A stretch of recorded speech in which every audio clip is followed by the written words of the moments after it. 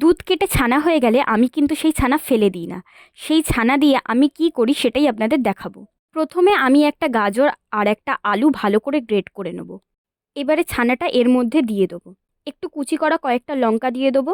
এরপর সামান্য চাট মশলা আর peri peri মশলা দিয়ে দেবো। স্বাদ মতো নুন দিয়ে দিলাম। এরপর একটু বাটার দিয়ে ভালো করে মিক্স করে নেব। আমরা অনেকেই দুধ কেটে গেলে সেই ছানা ফেলে দিই, কিন্তু সেই ছানা ফেলে না দিয়ে একবার এভাবে বানিয়ে দেখুন, ছোট থেকে বড় সবার মুখরোচক খাবার হয়ে উঠবে। মিক্সড করে নেওয়ার পর আমি এখানে সামান্য ধনেপাতা অ্যাড করছি আর সামান্য কর্নফ্লাওয়ার। এবারে ছোট ছোট আপনাদের পছন্দ মতো শেপ করে নিন।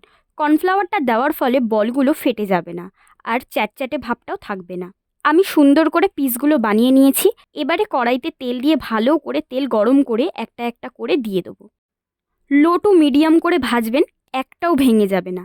এরপর গোল্ডেন ফ্রাই করে নিন।